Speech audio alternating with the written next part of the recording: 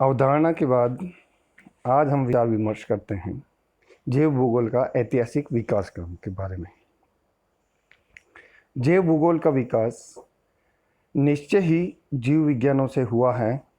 इन जीव विज्ञानों अर्थात वनस्पति विज्ञान और जंतु विज्ञान का विकास भी प्रारंभिक प्रकृति इतिहास या भूविज्ञानों से हुआ है।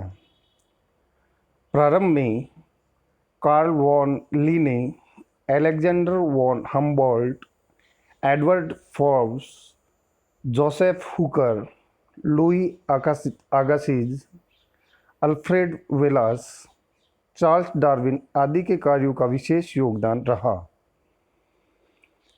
आरंभिक काल में प्राप्त सूचनाओं के आधार पर जैविक अनेकता तथा विभिन्न प्रकार के पादपों तथा प्राणियों के वितरण में विषमताओं एवं असंगतियों की व्याख्या तथा स्पष्टीकरण के लिए दो संकल्पनाएं विकसित हुई। पहली, जीवों का उनके भौतिक पर्यावरण के साथ अनुकूलन तथा दूसरी, प्राकृतिक चयन। इन दो संकल्पनाओं के आधार पर ही चार्ल्स डार्विन के प्रजातियों के उद्भव तथा विकास के सिद्धांत का प्रतिपादन हुआ। भूगोलवेत्ताओं का ध्यान पारिस्थितिक पहलू पर अधिक रहा। इकोलॉजी शब्द का प्रयोग जंतु वैज्ञानिक हैकल द्वारा 1869 में किया गया। यद्यपि जैव भूगोल में सर्वाधिक ध्यान समुदाय पारिस्थितिकी, जिसके अंतर्गत वनस्पति समुदाय का उसके आवास के संबंध में अध्ययन किया जाता है, पर रहा, तथापि सब पारिस्थितिकी, जिसमें एकांकी प्रजाति के पर्यावरण के साथ संबंधों का अध्ययन किया जाता है, का भी महत्व कम नहीं रहा। 18वीं एवं 19वीं सदी में जलवायु को एक महत्वपूर्ण पारिस्थितिकी चर के रूप में लिया गया।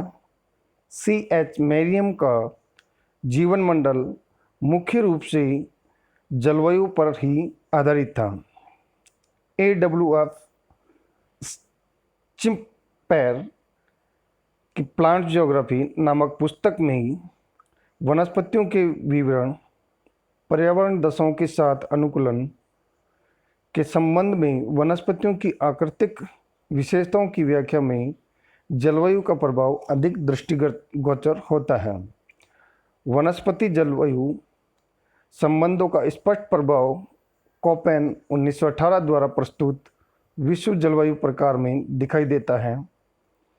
A.J. हर्बर्टसन 1905 के विश्व के प्राकृतिक प्रदेशों में भी वनस्पति जलवायु संबंधों की झलक मिलती है। फ्रेडरिक ई क्लीमेट वनस्पति के अध्ययन में जननिक उपागम का प्रयोग किया तथा वनस्पति विकास की अंतिम दशा की चरम संकल्पना का प्रतिपादन किया। कोवेल्स 1899 तथा क्लीमेट की समय के परिवेश में वनस्पति समुदाय की विभिन्न अवस्थाओं की संकल्पनाओं तत्कालीन विलियम मॉरिस द्वारा प्रतिपादित स्थलाकृति के विकास के संबंधित अपर्दन चक्र अथवा भौगोलिक चक्र की संकल्पना के अनुरूप थी। अमेरिकन क्लीमेट तथा ब्रिटिश स्कूल के अंतर्गत आवास तथा वनस्पति समुदाय के अध्ययन पर बल दिया गया, तो यूरोपियन पारिस्थितिकी स्कूल के अंतर्गत पादप समुदाय, पादपी संगठन पर अधिक ध्यान दिया गया। द्वितीय विश्व युद्ध के बाद जैव भूगोल तथा पारिस्थितिकी में व्यापक परिवर्तन आया। विस्तृत क्षेत्रीय अध्ययन के स्थान पर लघु क्षेत्रीय गहन अध्ययन प्रारंभ हुआ तथा वनस्पति वर्गीकी के स्थान पर पारिस्थितिकी संबंधों के अध्ययन पर अधिक बल दिया जाने लगा। अध्ययन की क्षेत्रीय इकाई के रूप में पारिस्थितिकी तंत्र को आदर्श इकाई स्वीकार किया गया।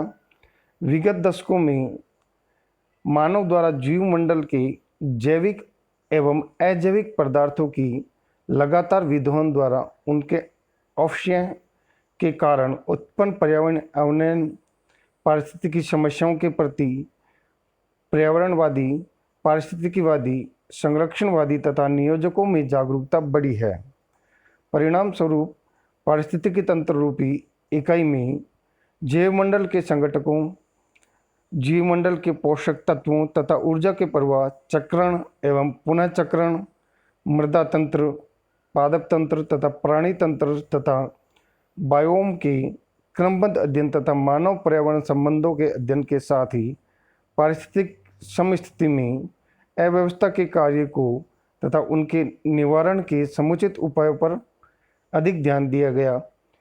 जैव भूगोल में वर्तमान समय में सागर जैव भूगोल, पारिस्थितिकी तथा द्वीप जैव भूगोल पर अधिक बल दिया जा रहा है। जॉर्ज फॉरेस्टर ने संभवतः सबसे पहले द्वीपों के पौधों का अध्ययन किया तथा अपना विचार व्यक्त किया। अगस्टिन कैंडोल ने द्वीप जैव भूगोल में महत्वपूर्ण योगदान दिया। अल्फ्रेड वेलास को जैव भूगोल का जनक माना जाता है। रॉबर्ट मैकार्थर तथा एडवर्ड विल्सन 1967 ने महत्वपूर्ण द्वीप जैव भूगोल के सिद्धांत का प्रतिपादन किया। धन्यवाद।